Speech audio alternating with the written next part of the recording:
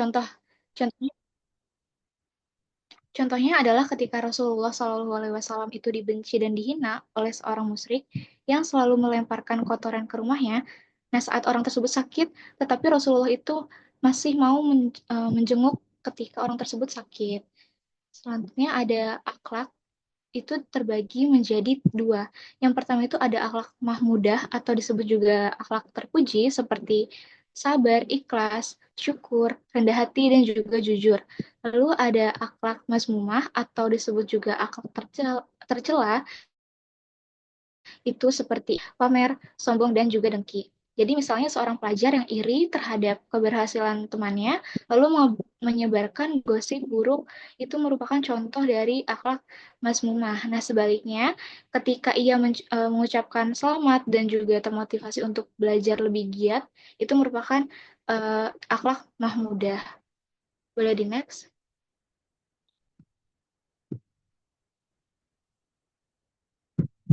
Nah selanjutnya itu akhlak budaya. Nah budaya itu berasal dari bahasa Sanskerta. Budaya itu merupakan bentuk jama dari kata budi, yang berarti akal, pikiran, atau budi. Sedangkan dalam KBBI, budaya itu diartikan sebagai segala hal yang berkaitan dengan adat istiadat, akal, pikiran, serta budi. Jadi secara umum budaya itu mencakup pola pikir, kebiasaan, dan cara berinteraksi dalam masyarakat, termasuk bahasa, sistem komunikasi, norma sosial, dan juga nilai-nilai yang berkembang dalam atau bangsa. Nah, akhlak itu pada dasarnya merupakan cerminan nilai-nilai moral dan agama yang tertanam dalam tindakan sehari-hari kita. Nah, dalam hal ini akhlak itu berfungsi sebagai pengarah yang membimbing masyarakat untuk membentuk kebudayaan yang lebih baik, yang pada akhirnya itu membawa perubahan yang positif pada kehidupan sosial kita. Nah, contohnya itu ajaran akhlak dalam Islam itu kan mengajarkan nilai-nilai kebaikan, kasih sayang, kejujuran, dan kesetaraan. Nah, itu tuh menjadi landasan budaya menuju arah yang lebih baik lagi gitu ke depannya.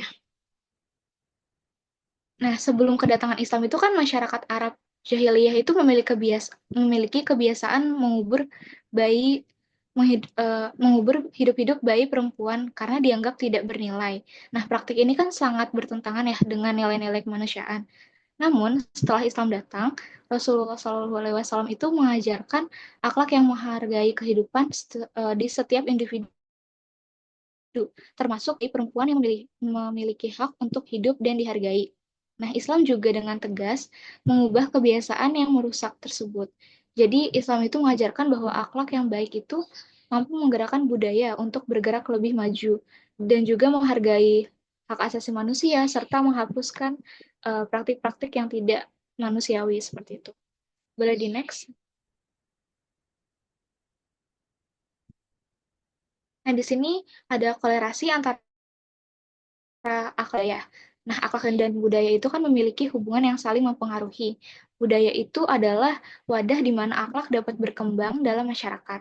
Nah, sebaliknya, akhlak itu berfungsi sebagai filter yang menjaga agar budaya tidak terlepas dari nilai-nilai ketuhanan dan kemanusiaan. Tanpa akhlak, budaya itu bisa aja berubah menjadi sistem yang menindas atau merusak moral. Jadi akhlak itu memberikan pedoman untuk menjaga agar budaya itu tetap berjalan sesuai dengan prinsip keadilan, sehingga keduanya itu bisa saling mendukung dan menciptakan masyarakat yang harmonis gitu. Nah, sejarah peradaban Islam itu memberikan contoh tentang pentingnya hubungan antara akhlak dan budaya. Jadi ketika Islam itu memasuki Nusantara, penyebarannya itu kan tidak melalui kekerasan, tetapi melalui pendekatan budaya yang penuh dengan nilai-nilai akhlak.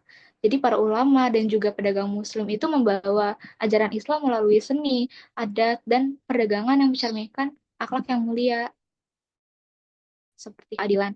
Jadi pendekatan budaya ini terbukti efektif gitu ya dalam membentuk peradaban Islam yang sejahtera dan juga damai di Nusantara.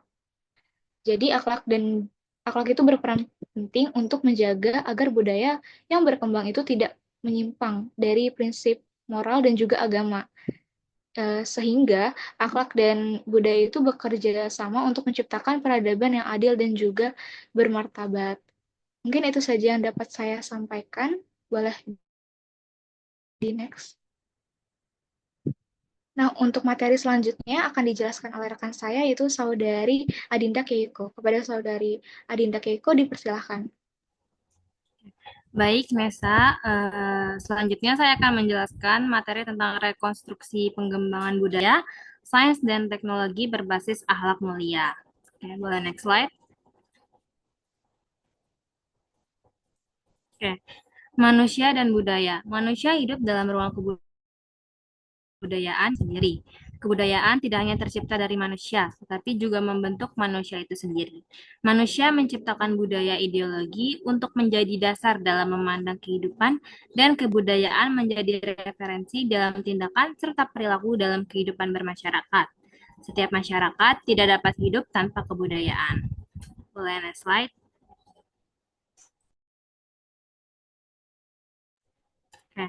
Selanjutnya pendekatan budaya dalam Islam. Nah, ada tiga pendekatan Islam. Nah, yang pertama itu kebudayaan yang tidak bertentangan dengan Islam, yaitu tradisi yang mengandung akhlak mulia dan dapat diterima seperti musyawarah untuk mufakat yang bisa diterjemahkan dalam konteks demokrasi. Yang kedua, kebudayaan yang dimodifikasi agar sesuai dengan Islam, yaitu tradisi yang pada dasarnya baik, namun harus disesuaikan dengan prinsip Islam seperti ibadah haji. Yang dimana ibadah haji pada zaman jahiliyah itu bertentangan dan nilai-nilai kemanusiaan, seperti talbiyah yang syarat dengan kesyirikan, tawaf dengan bertelanjang untuk orang-orang tertentu, kemudian direkonstruksi oleh ajaran agama Islam dengan menghilangkan unsur-unsur jahiliyahnya menjadi bentuk ibadah yang telah ditetapkan oleh aturan-aturan aturan-aturannya oleh agama yang berintikan tauhid dan karimah. Kemudian, kebudayaan yang bertentangan dengan Islam, yaitu tradisi yang tidak sesuai dengan akhlak Islam, seperti berkamar, masyarakat cenderung mengikuti kebiasaan yang ada dalam lingkungan sosial mereka. Oke, boleh next slide. Oke, sini Islam sebagai high tradition dan low tradition. Nah, Islam sebagai high tradition yaitu Islam sebagai wahyu Tuhan yang mutlak kebenarannya dan tercatat dalam Al-Quran sebagai petunjuk hidup yang tidak bisa disangkal. Nah, sedangkan Islam sebagai low tradition yaitu Islam diterima, dipahami oleh umat Islam sesuai dengan konteks sosial dan budaya yang berbeda, menjadikan Islam sebagai bagian dari kebudayaan manusia yang historis dan relatif. Oke, boleh next slide. Oke, selanjutnya ada pribumisasi Islam di Indonesia. Nah, konsep pribumisasi Islam diperkenalkan oleh Gus Dur atau Kiai Haji Abdurrahman Wahid sebagai upaya mengakomodasi Islam dengan budaya lokal, khususnya di Indonesia. Islam di Indonesia dengan budaya Arab, tetapi dapat beradaptasi dengan budaya lokal tanpa menghilangkan identitas Islam. Pribumisasi Islam berupaya menyesuaikan ajaran Islam dengan tradisi lokal, menghindari polarisasi antar agama dan budaya, dan melawan radikalisasi agama. Pribumisasi Islam bertujuan untuk mempertemukan agama dan budaya, bukan untuk menghilangkan salah satu dari keduanya. Oke, next slide.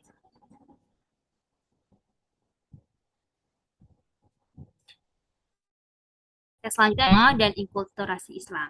Nah, para wali songo di Pulau Jawa menggunakan pendekatan yang lebih lembut dan adaptif dalam menyebarkan Islamnya itu menggabungkan Islam dengan budaya lokal. Contohnya itu tradisi selamatan 3 hari, 7 hari, 100 hari untuk orang yang meninggal diubah menjadi kegiatan yang diisi dengan doa dan bacaan yang bernuansa Islam.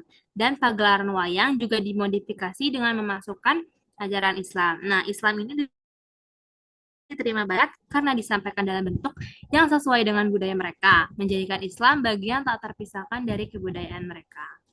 Oke, boleh next slide. Selanjutnya yaitu perkembangan sains dan teknologi dalam Islam sebagai pedoman kehidupan. Nah, kemajuan sains dan teknologi membawa perubahan besar dalam kehidupan. Namun dalam Islam, perkembangan ini harus dilakukan dengan tetap berpijak pada nilai-nilai Al-Quran. Islam mengajarkan agar pengembangan ilmiah selalu didasarkan pada akhlak mulia dan tujuan akhir untuk kesejahteraan umat manusia di dunia dan di akhirat. Nah, kemajuan yang dicapai dengan ilmu pengetahuan harus selalu diselaraskan dengan wahyu untuk mencapai kesejahteraan lahir dan batin. Ilmu pengetahuan yang didasarkan pada ma'rifatullah dan akhlak mulia akan membawa manfaat yang seimbang dan rahmat bagi seluruh alam. Next slide. Selanjutnya ada estetika Islam.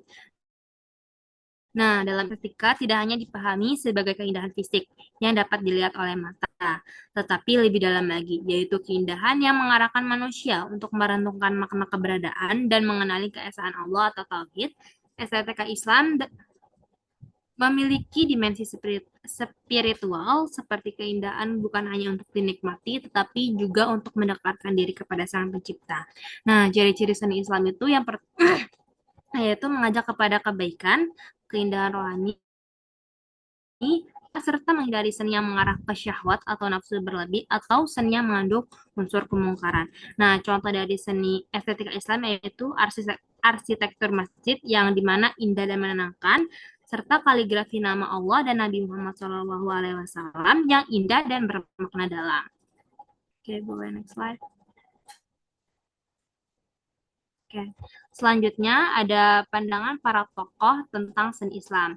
Yang pertama dari Syed Hussein Nasr, yang dimana Syed Hussein Nasr seni dalam Islam lahir dari kesadaran akan tauhid atau keesaan Tuhan yang menjadi inti ajaran Islam. Seni tidak hanya berfungsi untuk memperindah dunia, tetapi juga menjadi medium untuk menghadirkan dimensi spiritual dalam kehidupan sehari-hari. Yang kedua, Ernst Diaz memandang seni Islam sebagai ekspresi pengabdian kepada Allah. Bagi Diaz, seni Islam bukan hanya sekedar produk estetis, melainkan wujud konkret dari rasa tunduk hormat dan cinta manusia kepada Tuhannya. Yang ketiga, M. Abdul Jabbar Beik, yang dimana dia berpendapat bahwa seni disebut Islam bukan semata-mata karena pelukisnya atau penciptanya beragama Islam, karena seni tersebut membawa pesan atau pandangan hidup yang sejalan dengan prinsip Islam. Nah, yang keempat ada M. Quraish Shihab, di mana dia menekankan bahwa seni Islam tidak harus secara eksplisit bertema agama atau menggunakan simbol-simbol keislaman. Yang terpenting adalah syaratnya harus indah, fitri atau alami dan sesuai dengan naluri manusia serta tidak bertentangan dengan ajaran Islam. Oke, boleh next slide. Selanjutnya yaitu tingkat keindahan menurut tasawuf. Yang pertama itu zawahir atau fenomena, yaitu keindahan dunia yang terlihat tapi sifatnya sementara. Yang kedua itu ferenti, yaitu keindahan batin yang abadi dan datang dari Allah. Yang ketiga itu keindahan jasmani, yaitu keindahan yang dapat dilihat mata dan bisa membangkitkan nafsu. Yang keempat keindahan fana, yaitu keindahan yang cepat hilang. Kelima yaitu keindahan rohania, yaitu keindahan sejati dari dalam hati. Yang keenam yaitu keindahan syahwati, keindahan cinta laki-laki dan perempuan yang suci. Ketujuh itu keindahan rasional, akal merenungi ciptaan Allah seperti langit dan bumi. Dan yang keindahan moral yaitu kesalehan atau ketaatan kepada Allah, akhlak mulia dan keimanan yang kokoh. Boleh next slide.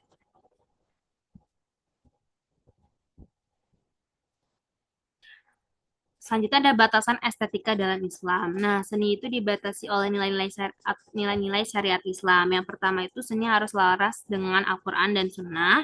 Yang kedua, seni tidak boleh bertentangan dengan akhlak dan moral Islam. Next slide. Nah, selanjutnya ada seni yang diperbolehkan dalam Islam. Yang pertama itu seni membaca Al-Quran atau tilawatil atau qiraat. Yang kedua, seni kaligrafi atau tulis. Seni bela diri, seni melipat kertas, seni arsitektur, seni berpidato, seni sastra, seni memasak atau gastronomi, seni merajut, dan seni kriya. Selanjutnya, ada seni yang cenderung tidak diperbolehkan dalam Islam. Yang pertama itu seni rupa, menyanyi, musik, tarian, vandalisme, seni yang narsisme habis, seni patung, tindik atau body perching, terus operet atau seni pertunjukan, serta seni kontemporer. Oke, materi yang dapat saya sampaikan, saya kembalikan kepada moderator. Baik, terima kasih Adinda Keiko yang telah menyampaikan materinya. Untuk materi selanjutnya akan dijelaskan oleh saudari Wanita Kamila. Untuk wanita, dipersilahkan. Baik, terima kasih kepada moderator yang sudah mempersilahkan saya untuk memaparkan materi mengenai peran seni dalam mengembangkan harmoni.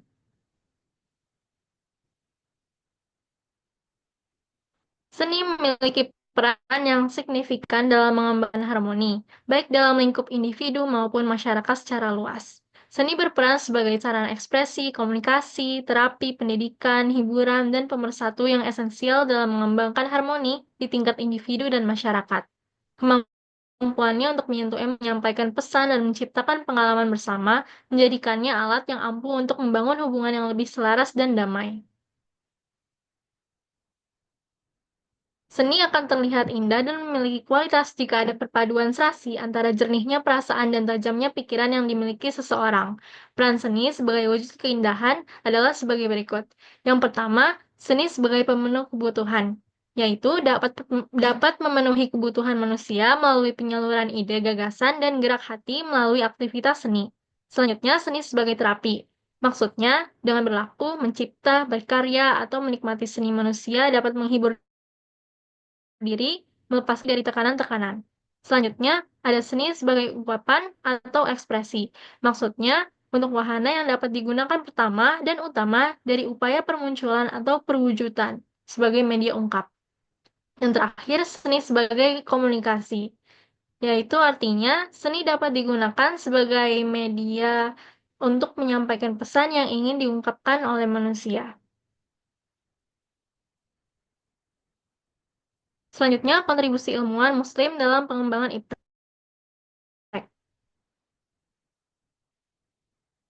Yang pertama, pada masa-masa kejayaan dan puncak keemasannya, Daulah Islam mampu melahirkan banyak ilmuwan Muslim berkaliber internasional yang telah menorehkan karya-karya luar biasa dan bermanfaat bagi umat manusia. Yang kedua, pada masa Abbasiyah terjadi pencapaian yang cemerlang di dunia Islam dalam bidang sains dan teknologi. Baghdad mengalami kemajuan ilmu pengetahuan yang pesat. Yang ketiga, terjadinya perkembangan lembaga pendidikan pada masa Harun al-Rashid mencerminkan terjadinya perkembangan dan kemajuan ilmu pengetahuan. Yang keempat, pada masa pemerintahan Abbasiyah, para imam mazhab hukum yang pertama, Imam Abu Hanifah pada masa 700 hingga 767 Masehi. Yang kedua, Imam Malik 713 hingga 795 Masehi. Yang ketiga, Imam Syafi'i pada masa 767 hingga 820 Masehi. Dan yang terakhir, Imam Ahmad bin Hanbal pada masa 780 hingga 855 Masehi. Lalu selanjutnya, pada masa-masa permulaan perkembangan kekuasaan, Islam telah memberikan kontribusi kepada dunia berupa 3 jenis alat penting, yaitu kertas, kompas, dan mesin. Yang keenam, sejarah mencatat perpustakaan di Cordova pada abad 10 Masehi mempunyai 600 jilid buku, perpustakaan Darul Hikmah di Kairo mempunyai 2 juta jilid buku. Perpustakaan Al-Hakim di Andalusia mempunyai berbagai buku dalam 40 kamar yang setiap kamarnya berisi 18.000 jilid buku. Lalu yang ketujuh, semaraknya pengembangan ilmu dan pengetahuan di dunia Islam diindikasikan dengan banyaknya perpustakaan tersebar di kota-kota dan negeri-negeri Islam yang jumlahnya sangat fantastis. Yang terakhir, kontribusi Islam dalam sains dan teknologi sangat tinggi. Kemajuan yang dicapai Barat pada mulanya bersumber dari Islam. Jadi, ilmuwan Muslim pada masa itu mengembangkan berbagai disiplin ilmu, seperti matematika dengan penemuan aljabar dan angka nol, lalu astronomi melalui observatorium dan pemetaan bintang, lalu kedokteran dengan tokoh-tokoh seperti Ibnu Sina dan Al-Razi yang karyanya menjadi rujukan di Eropa. Lalu ada kimia dengan penemuan berbagai zat kimia, lalu ada optik juga melalui karya Ibnu Al-Haytham yang mendasari ilmu optik modern. Nah, karya-karya ilmiah berbahasa Arab ini kemudian diterjemahkan ke dalam bahasa Latin dan menjadi kurikulum utama di universitas-universitas Eropa pada abad pertengahan, sehingga memicu kebangkitan ilmu pengetahuan di Barat. Dengan demikian, kemajuan sains dan teknologi di Barat tidak dapat dilepaskan dari warisan intelektual yang kaya dari peradaban Islam. Sekian materi yang dapat saya sampaikan. Saya kembalikan ke... Baik, terima kasih Konita Kamila untuk penyampaian materinya. Nah, di sini kelompok kami ada beberapa sumber referensi yang digunakan untuk pengisian materi. Nah, selanjutnya ada sesi tanya jawab. Bagi teman-teman yang ingin mengajukan pertanyaan kepada kelompok kami, dipersilakan menulis pertanyaannya di kolom chat. Dan sebelumnya untuk Ibu Amalia, apakah ada tambahan kepada kelompok 8? Dipersilakan Ibu.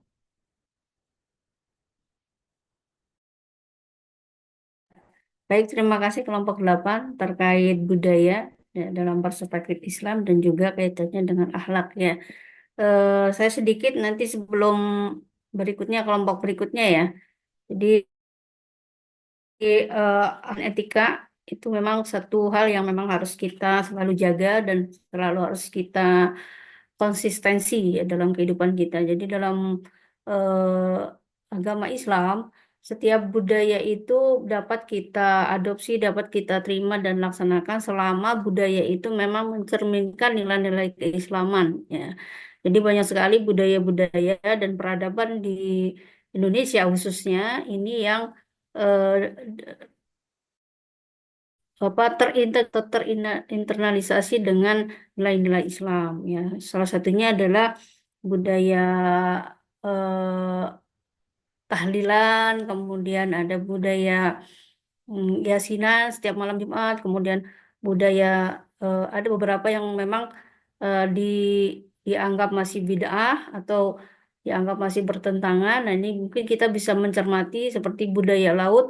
Ada yang mengatakan budaya tersebut dikatakan bisa ditolerir atau diterima karena ungkapan rasa syukur kepada pencipta laut gitu. Ada yang mengatakan budaya itu masuk dalam unsur animisme ya atau istilahnya budaya kejawen gitu karena masih menganggap menuhankan Tuhan selain Allah Subhanahu wa taala. Nah, ini kita bisa cermati eh, mana yang merupakan budaya yang bisa ditolerir ya, ada unsur-unsur etikanya dan juga tidak bertentangan dengan nilai-nilai Islam. Nah, itu bisa kita lakukan ya. Nah, tapi kalau ada perdebatan yang menurut kita tidak bertentangan ya kita bisa mengikuti atau menerimanya. Tapi kalau kita merasa ragu, merasa itu ada unsur-unsur kemusyrikan, nah itu kita bisa meninggalkan. Lalu bagaimana dengan orang-orang yang masih melakukan? Kita tidak harus memaksa dalam berdakwah itu, kita tidak harus memaksa orang itu untuk harus seia sekata atau sependapat dengan kita. Kita hanya bisa menghormati selama memang kebudayaan bukan itu tidak mengganggu atau tidak merugikan orang lain ya termasuk juga lingkungan.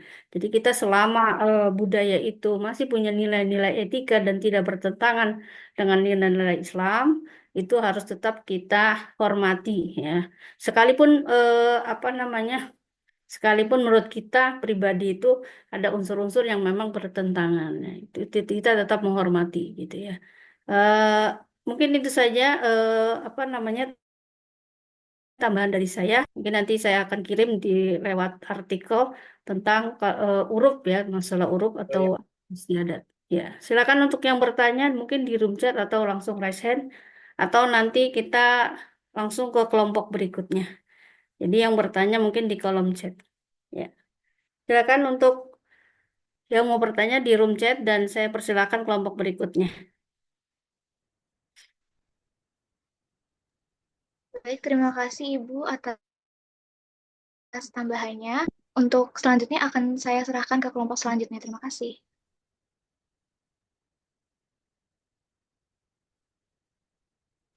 Saya izin share screen ya, Ibu. Ya, silakan.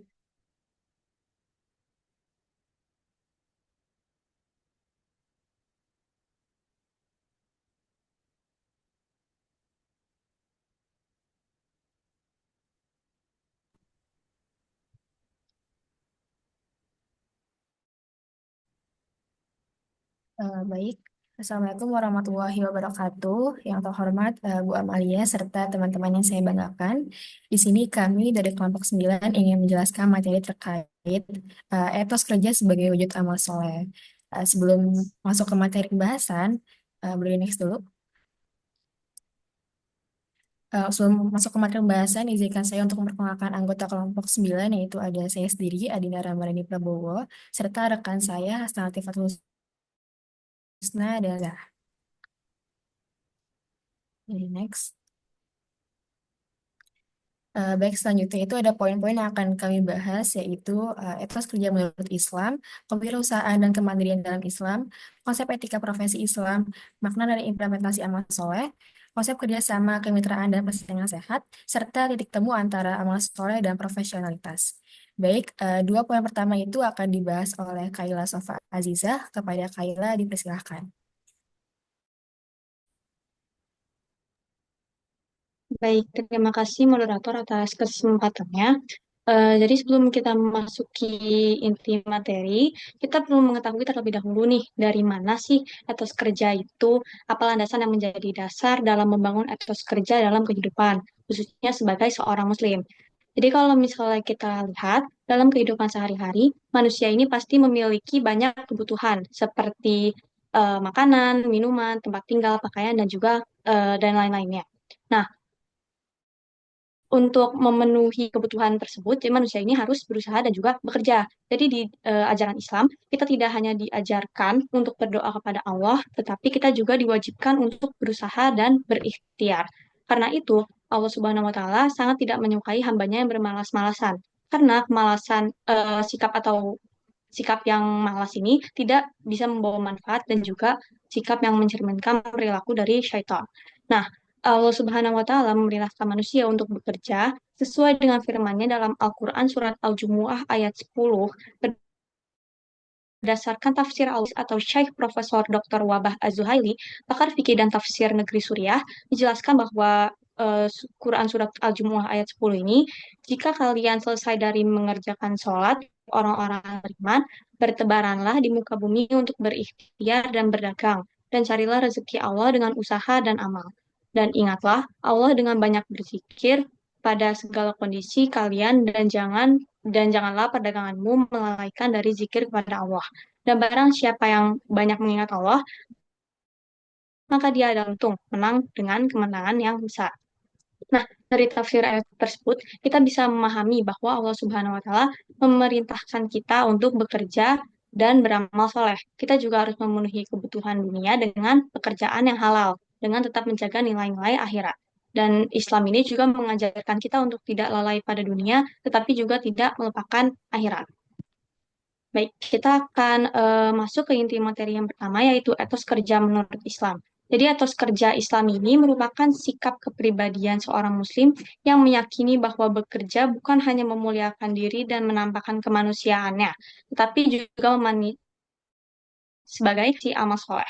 Jadi etos kerja seorang muslim ini berlandaskan pada prinsip-prinsip iman atau berlandaskan iman sebagai wujud fitrah, rasa syukur atas nikmat Allah, serta upaya memanfaatkan kesehatan dan waktu untuk tetap produktif dan juga bermanfaat. Nah, dalam perspektif Islam, seorang muslim ini hendaknya berorientasi pada pencapaian hasil yang membawa maslahat dunia dan juga akhirat. Jadi, seorang muslim sudah seharusnya bekerja bukan hanya semata-mata untuk kesenangan duniawi, tetapi juga menjadi ladang amal soleh. Dengan demikian, pekerjaan tidak menjadikan seorang muslim lalai dalam beribadah. Jadi pekerjaan ini justru akan semakin meningkatkan kualitas ibadahnya. Dan melalui etos kerja yang kuat, seorang muslim dapat menyelaraskan kebutuhan dunia dan akhirat dalam kehidupannya. Nah, untuk selanjutnya ada prinsip dan juga sikap seorang muslim dalam bekerja. Untuk prinsip itu ada dua, yaitu al-qawi, yang berarti reliabilitas atau dapat diandalkan, juga berarti memiliki kekuatan fisik dan mental berbentuk emosional, intelektual, dan juga spiritual yang baik. Lalu al-amin, yaitu jujur dan dapat memegang amanah, juga berarti seorang muslim tidak akan mengkhianati kepercayaan atasannya atau orang-orang di sekitarnya terhadap pekerjaan yang ia pegang. Jadi ia akan melaksanakan dan menyelesaikan pekerjaannya dengan baik. Lalu ada sikap seorang muslim dalam bekerja. Yang pertama ada bekerja keras, yang kedua ada cerdas dan juga efektif. Jadi, seorang muslim ini harus menghadapi kesulitan, tidak mengeluh ketika mengalami kegagalan, tidak berkecil hati posisi yang rendah, atau merasa putus asa dengan pendapatan yang minim. Jadi keyakinan seorang muslim bahwa bekerja merupakan bentuk ibadah, mendorongnya untuk selalu giat, tekun, dan juga pantang menyerah. Selain itu, seorang muslim yang bekerja juga harus memiliki wawasan yang luas dan cerdas, dan juga mampu memanfaatkan setiap kesempatan, terampil mengoptimalkan seluruh sumber daya yang tersedia, serta cakap dalam mengorganisir pekerjaannya secara efektif. Baik, jadi sebelum kita lanjut ke poin selanjutnya, inti dari poin sebelumnya itu, etos kerja seorang muslim bukan hanya untuk memenuhi kebutuhan dunia, tetapi juga untuk Allah dan kebahagiaan akhirat. Jadi bekerja itu bukan hanya kewajiban, tetapi seorang muslim juga harus memiliki semangat kerja yang kuat, bahkan lebih baik dari mereka yang hanya mengejar dunia. Nah, seorang muslim juga tidak boleh bersikap malas atau menjadi beban bagi orang lain, karena sikap yang tidak produktif dan hanya bergantung pada orang lain adalah perbuatan yang tercela dalam Islam. Nah, sebelum kita lanjut nih, mau membahas sedikit tentang perbedaan utama antara etos kerja biasa dan juga etos kerja Islami. Jadi perbedaannya itu terletak pada niatnya. Jadi etos kerja merupakan semangat dan totalitas sikap dalam bekerja, namun etos kerja Islami bukan hanya tentang semangat dan kerja keras, tetapi juga dilandasi dengan niat lillahi ta'ala, sehingga pekerjaannya bernilai dunia dan juga akhirat. Baik, kita akan masuk ke poin yang kedua, yaitu kewirausahaan dan kemandirian dalam Islam. Jadi dalam mengembangkan dakwah di masa kini, kita itu memerlukan dukungan ilmu dan juga finansial yang kuat. Nah, kewirausahaan dan kemandirian ini juga telah menjadi bagian penting tradisi pesantren. Jadi kekayaan bagi seorang muslim ini merupakan hal yang sangat penting karena kemiskinan dapat menimbulkan beberapa masalah seperti ibadah yang tidak optimal, penurunan kualitas pendidikan dan kesehatan, serta membuka peluang penjajahan dalam bentuk baru. Selanjutnya dalam Islam, seorang wirausahawan muslim sejati tidak hanya mengejar keuntungan materi semata. Jadi mereka itu memandang bisnis adalah sebagai sarana untuk beramal soleh, menjaga nama baik, menambah ilmu dan pengalaman, memperluas jaringan, serta berbagi rezeki dengan sama. Nah, itulah yang dimaksud dengan makna sejati dari spiritual entrepreneur dalam Islam. Selanjutnya, Islam juga mengajarkan bahwa rezeki ini berasal dari Allah, namun harus diupayakan dengan kerja keras dan juga keteguhan. Jadi Allah tidak akan mengubah nasib suatu kaum kecuali mereka berusaha untuk mengubah diri mereka sendiri. Dan juga semangat kewirausahaan dalam Islam ini bukan bakat bawaan, melainkan sikap yang bisa dipelajari dan juga dikembangkan. Nah, dalam Al-Quran dan hadis banyak sekali nilai-nilai yang bisa mendorong kemandirian seperti berikhtiar, bertakwa, beristighfar, bertawakal, rajin berdoa, murah hati dalam berinfak, dan selalu bertahmid kepada Allah. Nah, ketujuh spirit ini menjadi fondasi bagi lahirnya generasi muslim yang mandiri, produktif, serta mampu berkontribusi nyata bagi agama, bangsa, dan juga umat manusia. Jadi, inti dari poin ini yaitu Islam sangat mendorong umatnya untuk menjadi wirausahawan yang mandiri dan juga produktif. Nah, kewirausahaan dalam perspektif Islam bukan sekedar ke aktivitas yang mencari keuntungan dalam dunia, tetapi juga merupakan bentuk ibadah dan kontribusi sosial. Nah, dengan memadukan nilai-nilai spiritual dan juga keterampilan bisnis, seorang muslim dapat mencapai keseimbangan antara kesuksesan dunia dan juga akhirat. Melalui semangat kewirausahaan yang dilandasi nilai-nilai Islam, umat muslim dapat mencapai kemandirian ekonomi, membantu sesama, dan juga berkontribusi aktif dalam dakwah serta pembangunan peradaban. Inilah yang menjadi esensi dari spiritual entrepreneurship yang menjadi kunci kemajuan umat di era modern. Baik, sekian dari saya kembalikan kepada moderator.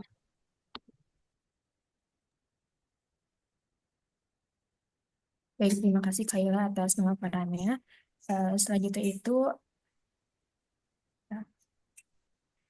itu akan dibahas oleh saya sendiri, yaitu konsep etika profesi Islam atau panduan moral bagi umat Islam dalam berprofesi. Jadi, tidak hanya mengatur cara mendapatkan rezeki, tetapi juga bagaimana rezeki tersebut dicari dan digunakan sesuai dengan prinsip-prinsip Islam.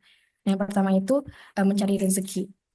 kita sebagai umat Islam itu diperintahkan untuk mencari rezeki yang halal dengan baik dan juga menjauhi segala bentuk kemaksiatan. Nah, seorang muslim ini dituntut untuk bersabar dan juga bertakwa kepada Allah dan meyakini bahwa rezeki itu telah ditetapkan oleh Allah dan hanya dapat diperoleh melalui usaha kita dan juga ketaatan kita kepadanya. Nah, sebagai contoh ada beberapa jenis pekerjaan yang dilarang, jelas dilarang dalam Islam itu karena tidak sesuai dengan prinsip mencari rezeki, yaitu ada riba. Nah, sudah jelas bahwa riba itu terlibat dalam transaksi pinjam meminjam uang dengan menetapkan bunga atau keuntungan yang berlebihan tuh. Terus juga ada mencuri, yaitu mengambil hak milik orang lain tanpa izin yang sah, serta korupsi, yaitu menyalahgunakan wewenang ataupun izin untuk memperkaya diri sendiri atau orang lain secara tidak sah. Selanjutnya itu bekerja keras. Nah, Islam itu sangat menganjurkan umatnya untuk giat bekerja. Nah, kerja keras ini melatih diri kita jadi lebih baik dan juga bermanfaat, serta menjauhi rasa malas gitu yang dibenci oleh agama. Selanjutnya itu ada ikhlas. Tentunya setiap pekerjaan itu akan bernilai ibadah jika dilakukan karena Allah gitu dengan hati yang ikhlas. Nah, keikhlasan ini bahkan bisa membuat hal-hal kecil dalam bekerja itu menjadi pahala. Selanjutnya itu ada jujur dan amanah. Kejujuran adalah fondasi utama dalam berprofesi karena jika kita kerja dengan jujur dan amanah, itu akan membawa keberkahan dan juga kepercayaan dalam pekerjaan kita. Selanjutnya ada kerjasama. Bekerja sama ini dalam kebaikan akan mempermudah pencapaian tujuan kita. Nah, yang pastinya Islam tuh mendorong kolaborasi positif dan juga melarang kerjasama dalam keburukan. Boleh di next.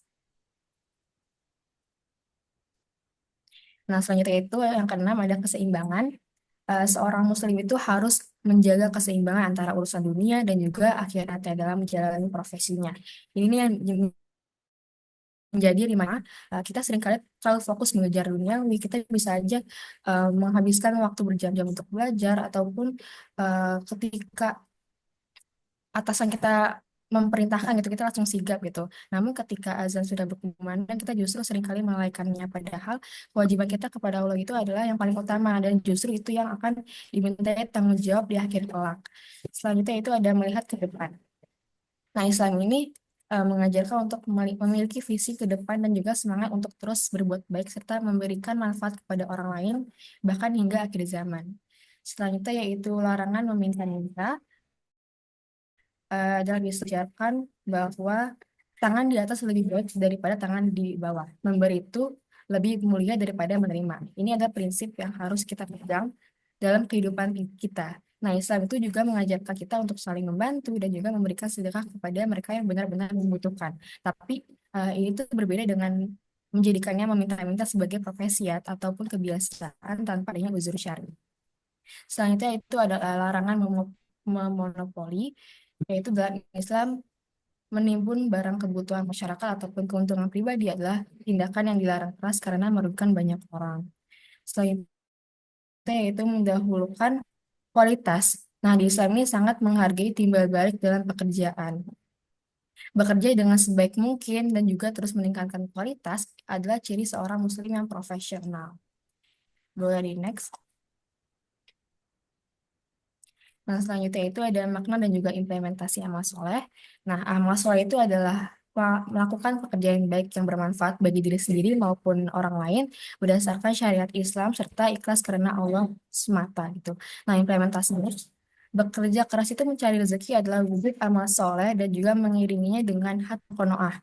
Yang sudah kita ketahui bahwa qanaah itu adalah sikap merasa cukup dan juga puas dengan apa yang telah diberikan oleh Allah gitu tanpa berlebihan dalam menginginkan hal-hal duniawi.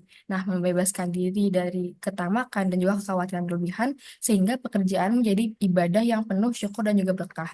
Nah, dengan adanya qanaah ini, fokus kita tuh bukan hanya pada hasil materi tetapi juga pada proses yang jujur dan halal serta keberkahan yang menyertainya. Baik, sekian yang dapat saya sampaikan. Poin selanjutnya itu akan dibahas oleh Hasna Latifatul Husna. Kepada Hasna, dipersilakan. Baik, terima kasih kepada moderator atas kesempatannya. Izinkan saya untuk memaparkan materi selanjutnya, yaitu terkait konsep kerjasama, kemitraan, dan persaingan sehat. Yang dimana Islam sebagai agama yang fleksibel itu mengatur setiap aktivitas yang dilakukan oleh setiap umatnya, termasuk juga dalam melakukan kerjasama dalam berbisnis. Nah, baik kerjasama antara muslim dengan muslim maupun kerjasama antara muslim dengan non-muslim. Nah, kerjasama dalam Islam itu disebut syirkah.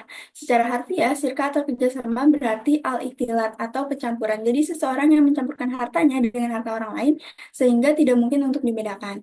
Nah, syirkah itu terbagi menjadi dua jenis, yaitu ada syirkah amlak dan juga sirka ukhuwah. Sirka amak itu adalah kerjasama antara dua orang atau lebih yang memiliki benda tanpa melalui akad atau perjanjian jelas. Nah, sirka ini juga dibagi menjadi dua, yaitu ada sirka ikhtiariyah dan juga sirka jabariyah. Yang dimana sirka ikhtiariyah itu adalah sirka yang terjadi karena dua orang yang berakad atau sepakat untuk bekerja sama. Yang dimana ini tuh contohnya semisal ada dua orang yang sepakat untuk patungan membeli satu buah motor. Itu tuh digunakan secara bersama-sama, digunakannya itu secara bergantian. Nah, karena ada kesepakatan di awal, itu masuknya ke sirka ikhtiariyah. Nah, selanjutnya itu ada sirriyah. Itu adalah bentuk kepemilikan bersama yang terjadi secara otomatis tanpa ada kesepakatan atau usaha dari para pemiliknya. Contohnya itu ada, misal ada dua orang yang menerima warisan dari orang tuanya, maka mereka itu langsung menjadi pemilik bersama warisan itu, walaupun mereka itu nggak pernah melakukan perjanjian di awal. Boleh di next? Oke, selanjutnya itu ada sirka ukhuwah. Nah, itu adalah kerjasama antara dua orang atau lebih yang sepakat untuk berserikat dalam harta dan membagi keuntungan. Nah, artinya itu mereka membuat perjanjian untuk menjalankan usaha bersama, menggunakan modal bersama, dan keuntungannya itu dibagi sesuai dengan kesepakatan. Sirka ini juga dibagi menjadi 5. Yang pertama itu ada sirka inan. Itu adalah kerjasama antara dua orang atau lebih yang sepakat menjalankan bisnis dengan modal yang dimiliki. Nah, keuntungannya itu dibagi sesuai nisbah yang disepakati, sementara kerugiannya itu ditanggung berdasarkan porsi modal yang dimiliki. Contohnya itu semisal pada PT atau koperasi yang dimana anggotanya itu menyumbangkan modal atau saham, kemudian dikelola bersama atau oleh salah satu pihak. Nah, dengan keuntungannya itu berdasarkan jumlah saham. Selanjutnya itu apa adalah itu adalah kerjasama antara dua orang atau lebih yang sepakat untuk melakukan suatu bisnis atau usaha dengan persyaratan. Yang pertama itu ada modalnya harus sama. Yang kedua itu memiliki kesamaan wewenang. Mereka itu harus sudah sama-sama balik dan sama-sama waras. Yang ketiga itu memiliki kesamaan dalam hal agama. Yang keempat itu masing-masing anggota punya hak untuk bertindak atas nama syirkah. Jadi setiap anggota itu memiliki hak untuk mengambil keputusan dan bertindak atas nama usaha bersama. Artinya itu setiap anggota bisa melakukan hal-hal yang berkaitan dengan bisnis seperti membuat perjanjian atau transaksi tersebut selama sesuai dengan kesepakatan yang ada. Boleh di next? Selanjutnya itu ada sirka abdan. Itu adalah kerjasama antara dua orang atau lebih yang menjalankan bisnis dengan tenaga atau keahlian mereka. Nah, keuntungannya itu dibagi sesuai kesepakatan, sementara kerugiannya itu ditanggung bersama. Contohnya itu semisal dua akuntan itu membuka jasa konsultan pajak bersama. Masing-masing itu mengelola klien dan pekerjaan akuntansi. Yang kedua itu contohnya semisal ada seorang ahli desain interior bekerja sama sama tukang kayu untuk membuat dan mendekorasi secara bersama-sama. Yang keempat itu ada sirkah wujuh. Itu adalah kerjasama antara dua orang atau lebih tanpa modal berdasarkan kepercayaan. Jadi keuntungannya itu dibagi sesuai kesepakatan dan harga barang dibayar kepada pemiliknya setelah barang itu terjual. Contohnya itu semisal seorang desainer bekerja sama dengan fotografer untuk menjual jasa desain dan fotografer, nah keuntungannya itu dibagi sesuai dengan kesepakatan. Yang kelima itu ada sirkah mudlarabah. Itu adalah kerjasama antara pemilik modal bekerja untuk mengelola usaha. Keuntungannya itu dibagi sesuai kesepakatan, sementara kerugian uang itu ditanggung oleh pemodal. Kalau misalnya kerugian tenaga itu ditanggung oleh pekerja. Contohnya itu semisal ada pemilik usaha menjalin kerjasama dengan seorang pengusaha untuk menjalankan toko online. Nah, di mana pemilik modal itu menyediakan dana, sedangkan pengusaha itu mengelola toko. Boleh di next? Oke. Selanjutnya itu ada persaingan sehat. Nah, dalam dunia bisnis itu suatu hal yang tidak bisa dihindari. Nah, namun pembisnis muslim itu kita tuh diajarkan untuk bersaing dalam kebaikan tanpa merugikan orang lain. Nah, prinsip Islam itu mengajarkan keadilan, nilai moral, dan persaudaraan. Rasulullah Shallallahu Alaihi Wasallam juga pernah bersabda, jadilah kalian hamba-hamba Allah yang bersaudara. Jadi persaingan itu kita harus saling menghargai dan menghormati. Tujuannya itu bukan untuk mematikan pesaing, tapi untuk menghadirkan yang terbaik dari usaha kita demi keberkahan dan kesejahteraan bersama. Selanjutnya itu ada titik temu antara amal soleh dan profesionalitas, yang dimana Islam itu mengajarkan pentingnya profesionalisme melalui amal soleh dan ihsan. Jadi beramal itu kan artinya bekerja, dan soleh itu artinya tepat, berkualitas, dan juga bermanfaat. Sementara ihsan itu kan artinya melakukan yang terbaik di antara yang terbaik. Artinya dalam setiap pekerjaan kita itu dituntut untuk tidak sekedar selesai, tapi juga harus melakukan yang terbaik atau menghasilkan kualitas yang terbaik. Nah, Rasulullah Shallallahu Alaihi Wasallam juga menegaskan bahwa pekerjaan itu harus diserahkan kepada ahlinya. Jika tidak, maka tunggulah kehancuran. Di sini umat Islam itu diajarkan untuk membangun jiwa profesionalisme, bekerja dengan sungguh-sungguh, dan menghasilkan karya yang membawa manfaat luas baik di dunia maupun di akhirat. Sekian pemaparan materi dari saya kembalikan. Baik, terima kasih Resna atas pemaparannya. Jadi setelah semua yang sudah kami paparkan, jadi kesimpulannya itu adalah etos kerja Islam itu dapat didefinisikan sebagai sikap kepribadian seorang muslim yang melahirkan keyakinan yang sangat mendalam bahwa bekerja itu bukan hanya untuk memulihkan dirinya gitu, tapi juga sebagai suatu manifestasi dari amal solehnya. Kemudian pengusaha spiritual itu adalah pengusaha yang memadukan bisnis dan ibadah, menanamkan nilai-nilai Islam dalam setiap proses usaha, dan juga menilai keberhasilan bukan hanya dari jumlah uang, tetapi dari keberkahan dan kebermanfaatan. Sekian yang dapat kelompok 9 paparkan. Jika teman-teman ada yang ingin bertanya, boleh langsung raise hand atau di chat di kolom chat Zoom, atau dari Ibu Amalia, apakah ada yang ingin ditambahkan? Ya, untuk kelompok E3 saya rasa cukup ya.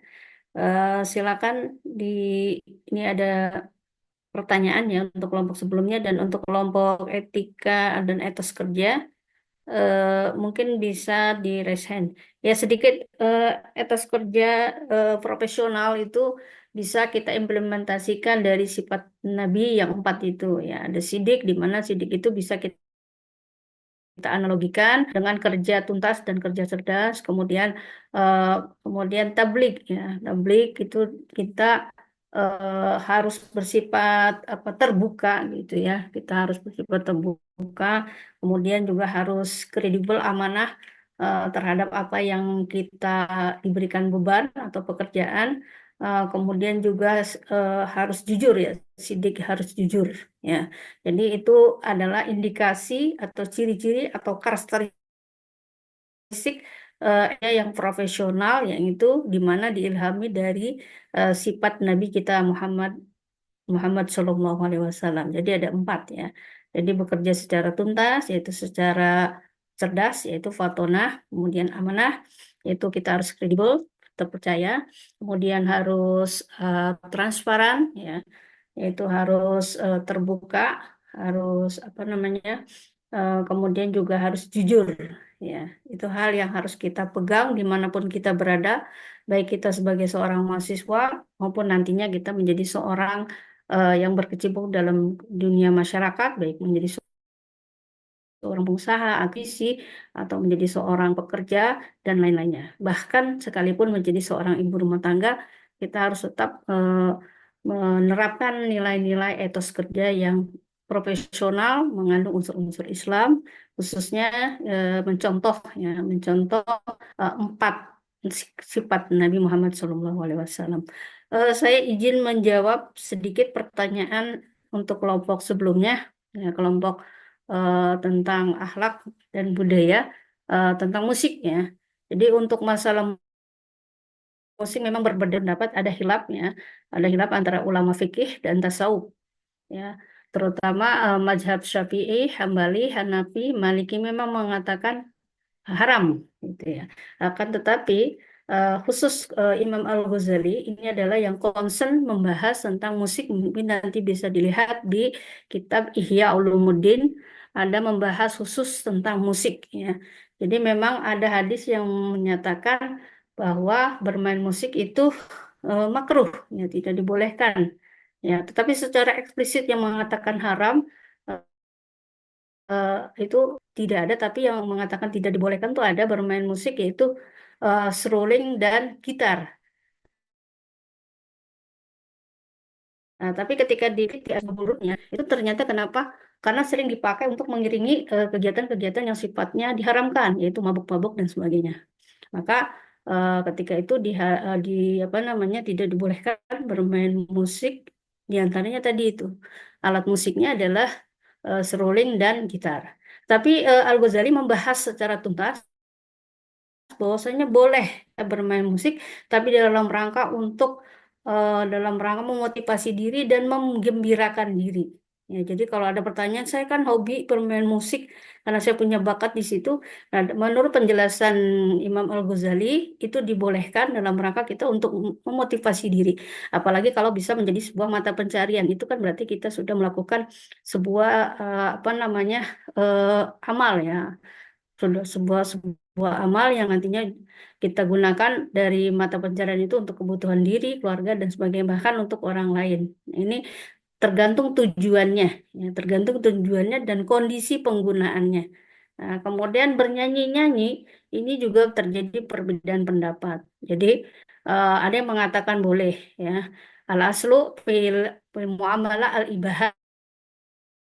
Ya, asal hukum dalam muamalah. Karena ini masalah muamalah bukan akidah.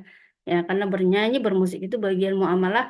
Jadi asalnya itu dibolehkan, ya, selama tidak membuat lalai dalam kita menerapkan ajaran-ajaran Islam. Kalau sampai kita lalai jadi sholatnya atau apa, nah itu yang tidak dibolehkan. Jadi yang membuat haramnya itu adalah faktornya, dampaknya. Adapun kalau kita bernyanyi dalam rangka menggembirakan, menyambut kedatangan bayi, menghadiri pernikahan, nah itu masih dibolehkan menurut penjelasan Imam Al-Ghazali. Ya, jadi memang ada perbedaan pendapat. Mungkin kita bisa mencermati supaya kita terjerumus menjadi kategori yang diharamkan, maka kita menggunakan musik untuk hal-hal untuk memotivasi diri. Ya, bukan dalam hal kita menjadi terlena atau menjadi apa namanya meninggalkan atau terjerumus kepada hal-hal yang haram. Jadi seperti itu ya. Jadi ada dua pendapat ya. Jadi kalau menurut saya sih sebenarnya kalau untuk hal-hal yang sifatnya masih positif ya, umpamanya kita sedang jenuh dan sebagainya bisa kita mendengarkan untuk apa menggembirakan diri ataupun lain ya. Seperti itu. Pribumisasi. Ya, di Indonesia memang banyak sekali, tapi jangan sampai kebablasan juga ya. Jangan sampai kebablasan. Ini masih ada masalah Islam Nusantara. Ini masih juga menjadi polemik ya.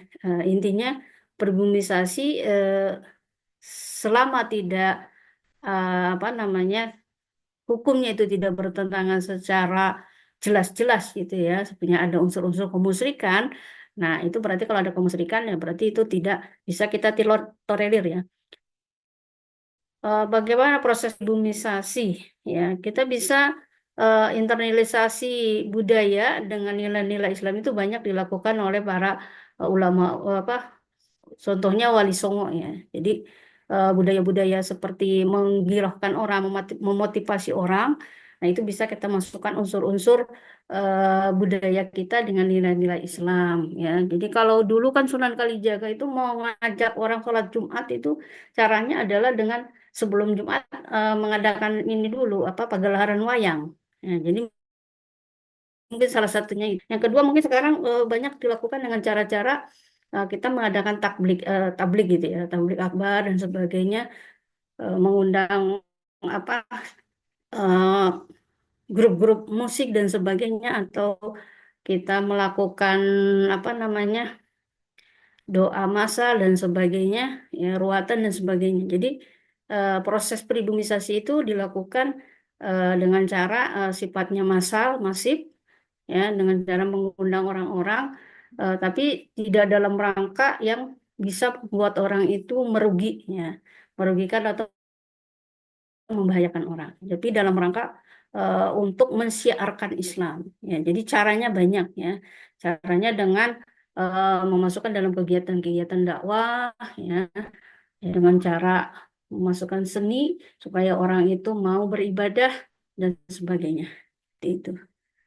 Ya, untuk kelompok berapa ini? 9 ya, belum ada pertanyaannya. Nah, kelompok 8 mau ada tambahan? Ini ada 2 pertanyaan.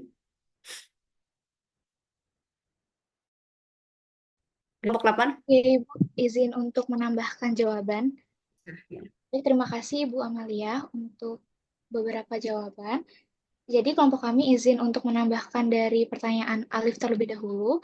Jadi menurut kelompok kami, memang tidak ada aturan khusus. Jadi Islam itu tidak dianjurkan secara mutlaknya seperti itu ya, untuk seni rupa dan juga seni musik. Namun beberapa ulama itu uh, memberikan penekanan atau berhati-hati ketika mendalami.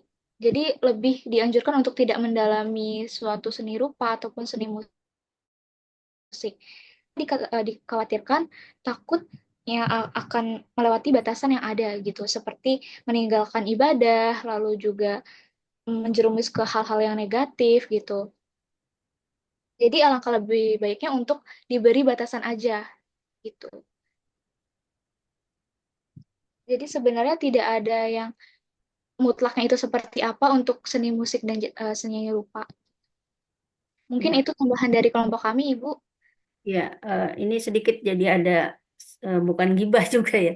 Jadi saya punya tetangga gitu dulu itu kan dia sampai tidak mau punya gambar-gambar ya di gelasnya ataupun di piringnya itu gambar-gambar yang ada bunga-bunga ataupun orang sama sekali. Kalaupun dia terpaksa beli sampai ditutup.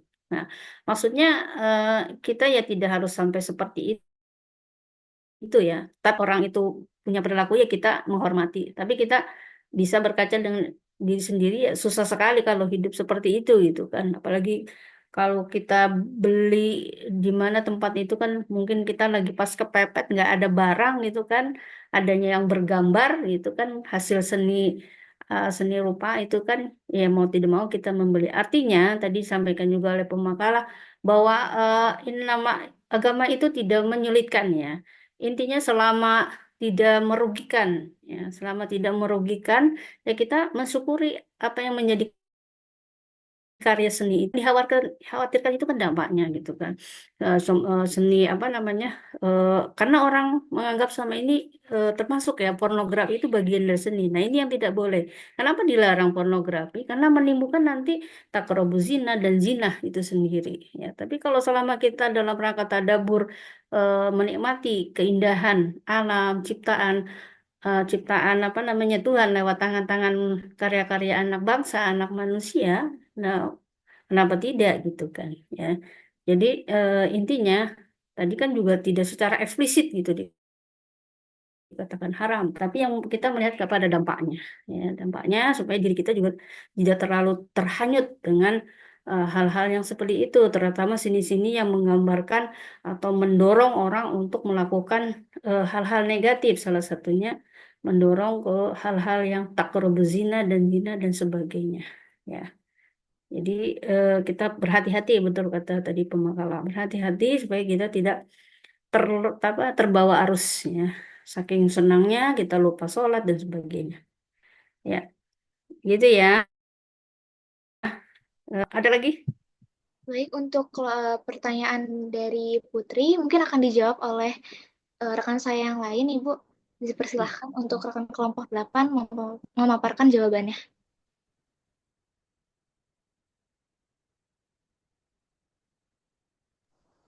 Baik, saya akan menjawab pertanyaannya Putri, yaitu bagaimana kita bisa memastikan bahwa proses pribumisasi tidak melunturkan kemurnian nilai-nilai Islam, terutama dalam seni dan ritual budaya.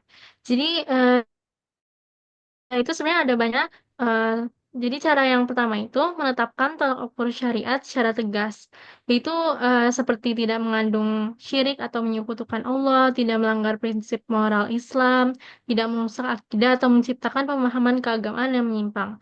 Lalu cara yang kedua itu ada filter ulama dan akademisi Islam kultural. Jadi itu cendekiawan Muslim yang berpandangan moderat dan memahami maka syariah itu jadi diungkapkan gitu oleh ulama bagaimana filternya. Lalu selanjutnya yang ketiga ada penerapan prinsip maqasid syariah. Nah itu ada yang 5. Yang pertama menjaga agama atau hifz adin, lalu menjaga jiwa atau hifz an-nafs, lalu yang selanjutnya menjaga akal atau hifz al-aql, menjaga keturunan atau hifz an-nasl, yang terakhir menjaga harta atau hifz al-mal. Jadi seni atau ritual yang mendukung nilai solidaritas, persaudaraan, dan pendidikan moral dapat dinilai sejalan dengan maqasid.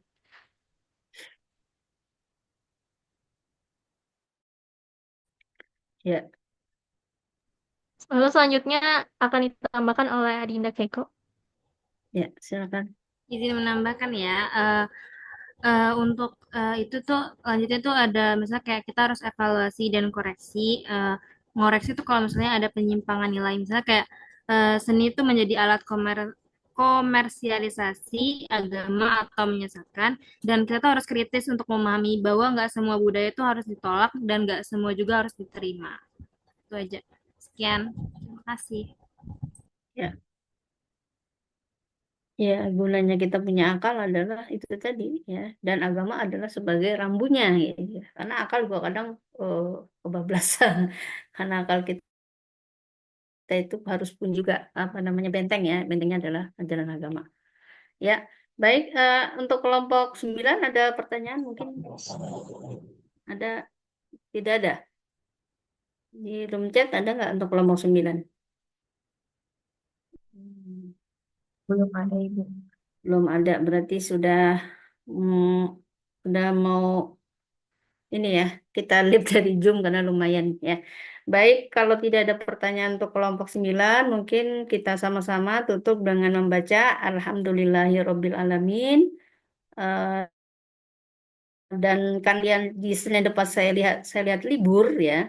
Jadi mungkin ada tugas untuk mengisi kuis ya, di pertemuan etos kerja ya. Jadi mungkin kuisnya itu bisa kalian lakukan setelah ini ya, deadline-nya sampai Senin yang akan datang. Ya. Dan UTS-nya sudah berjalan ya, sudah membuat itu ya. Baik, terima kasih. Kita akhiri dengan sama-sama baca Alhamdulillahirabbil alamin, dan saya mohon Muhammad Damar untuk baca doa majelis. Silakan.